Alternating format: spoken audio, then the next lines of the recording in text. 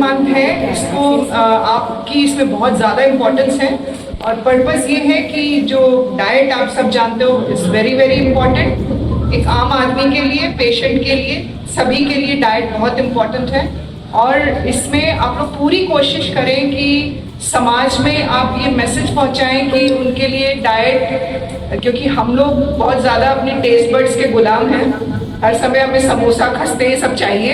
Doctor Parvez के सामने मैं ये नहीं बोलूँगी, उनका पूरा कंट्रोल है अपनी टेस्ट बड्स पे, लेकिन हम लोग फंस जाते हैं, तो ये चीज़ें नुकसान करती हैं, सब जानते हैं। तो आप उसके रिप्लेसमेंट में क्या अच्छी चीज़ें दे सकते हैं जो हमारे हेल्थ के लिए भी अच्छी हो, प्लस आप यहाँ पे जो भी एक्टिविटीज़ करें तो ये मैसेज स्प्रेड हो।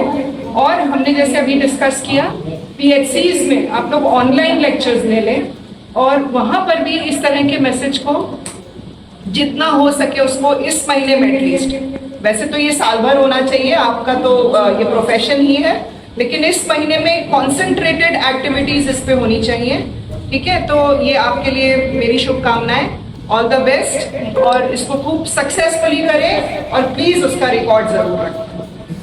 आईसीयू के एंगल से एक बात बताऊंगा कि पेशेंट आता है, आईसीयू में एडमिट हो जाता है और उसके ऊपर तमाम तरह की जैसे हार्ट कहते हैं, एंटीबायोटिक से और भी लाइफ सेविंग ड्रग्स चल रही होती हैं, तो जो मोस्ट निग्लेक्टेड एस्पेक्ट उसका आज भी है वहाँ पे, वो न्यूट्रिशन है। अब आदमी सोचता है कि तब ये हमारा मरीज ठीक क्यों नहीं हो रहा है, तो ठीक हो कैसे, क्योंकि उसकी एनर्जी तो बहुत सी और चीज़ों में निकल रही है, बेचारे का इनटेक उतना हो नहीं रहा है। तो this is one of the most neglected aspect of the ICU care. और जाहिर है कि आप लोग अलग अलग आईसीयू में जाते हैं, तो इस वाले एंगल को थोड़ा सा देखिए। और इस पर वर्ल्ड में लिटरेचर में काफ़ी रिसर्च इस वक्त चल रही है और काफ़ी फोकस का टॉपिक है ये, कि आखिर सबसे कम ध्यान हमारा उसको न्यूट्रिशन पे ही रहता है, लोग वगैरह दे देते हैं, but extra nutrition is also required, especially in those patients which are actually in critical care.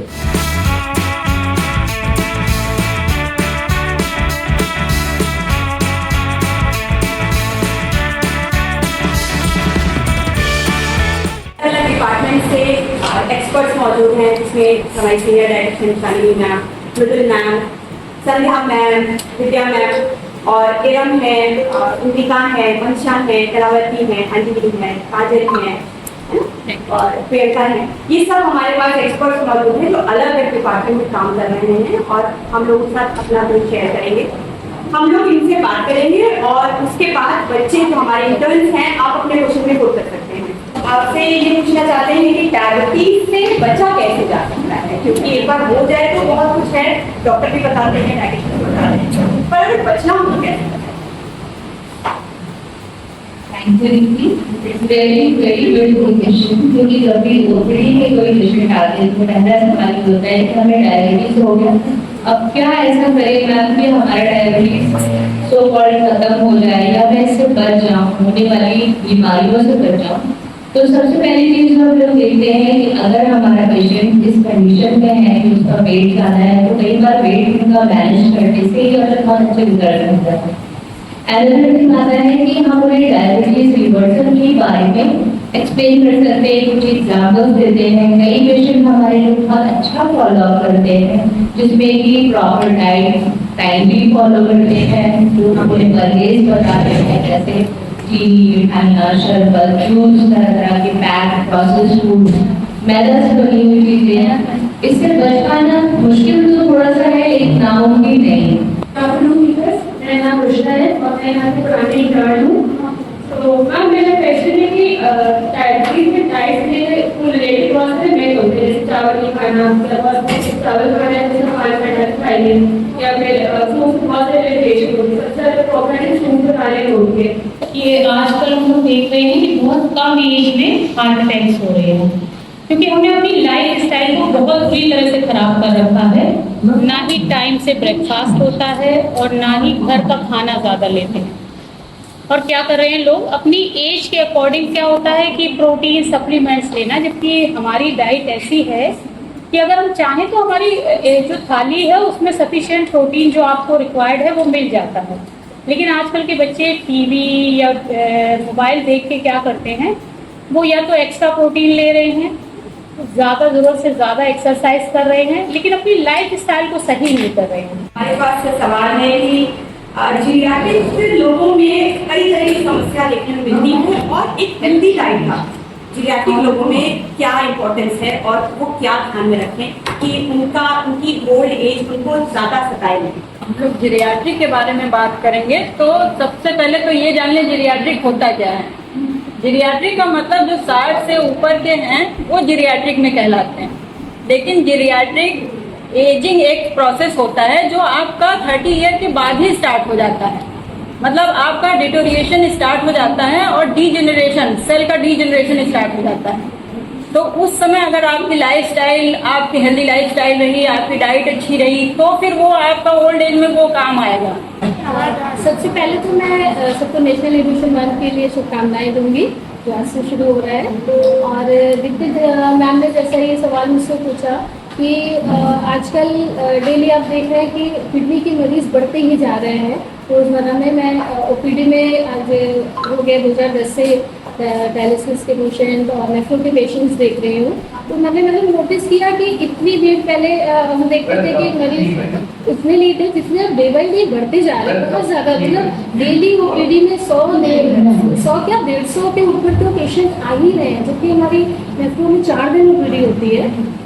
गर्भवती महिलाओं को खाने में आप दलिया, जैसे खाली पेट जब शुरू करते हैं तो दलिया है और नारियल पानी है, ये सब चीज़ें शुरू करें जो आराम से वो उसको पचा सकें। और बच्चों की ग्रोथ के लिए जैसे वो प्रोटीन वगैरह के लिए तो आप पत्तेदार सब्जियां खाएं और मांस है, मच्छी है, दूध है, दाल है ना, और मिक्स आटे का रोटी है जैसे ओट्स वगैरह, ये सब ले सकते हैं। ये है कि कैंसर एक ऐसी बीमारी है जो कहीं बाहर से नहीं आती है।